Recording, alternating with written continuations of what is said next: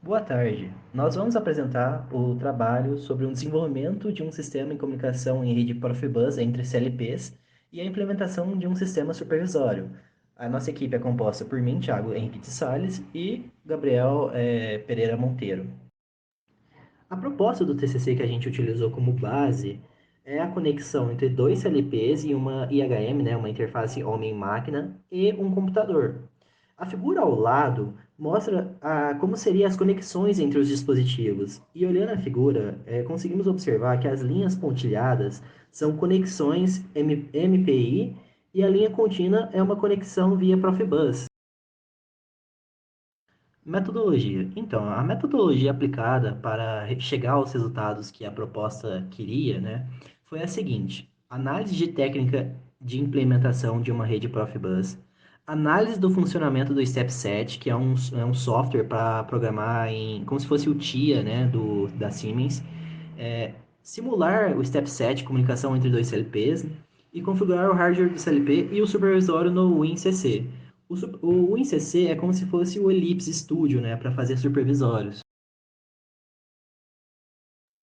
CLP da Siemens S7300. Bom, esse CLP ele possibilita muitas aplicações no meio da indústria, né, no meio da automação. Na imagem ao lado, conseguimos ver como é ele fisicamente, e na imagem abaixo, conseguimos ver de maneira simplificada alguns módulos que possuem nele, né? Como o DI, o DO, o AI, o AO e o FM, né? Por exemplo, o módulo ES são as saídas digitais analógicas, o módulo de comunicação CP, o Profibus, internet, a S interface, a porta serial, né? E o módulo de função FM tem contadores rápidos, saídas de pulso, controle de posição, controle de motor e tem o PID para malha fechada, né? Então ele possui no total até 32 módulos para combinações.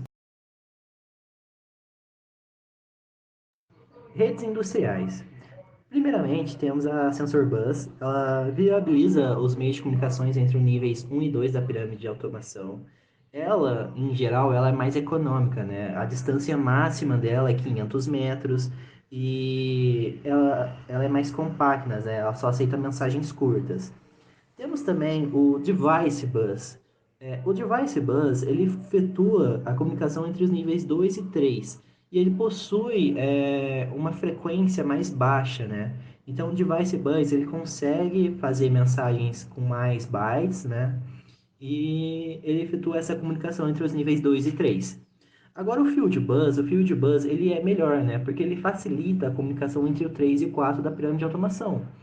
E ele lida com dispositivos inteligentes. Essa troca de mensagens de dados, né, em blocos, uma frequência de comunicação em centenas de milissegundos. Além disso, também tem o Databus, né, que é responsável pela comunicação nos níveis superiores da pirâmide.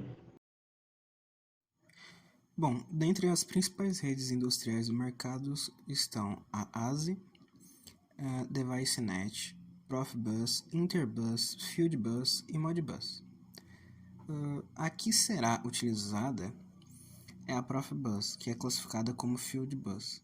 Consiste de um sistema multimestre, com operação mútua de sistemas de automação, engenharia e visualização.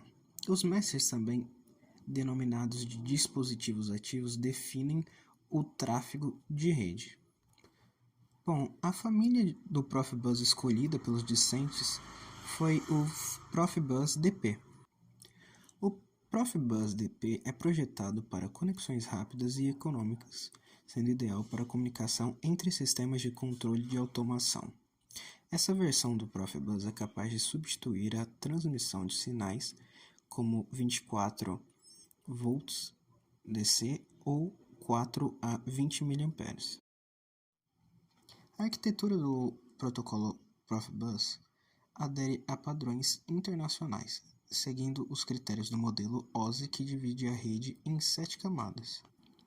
Cada camada executa tarefas específicas, como a camada física, que define características de transmissão, camada de transporte, que define o protocolo de acesso à rede, a camada de aplicação, que trata das funções de aplicação.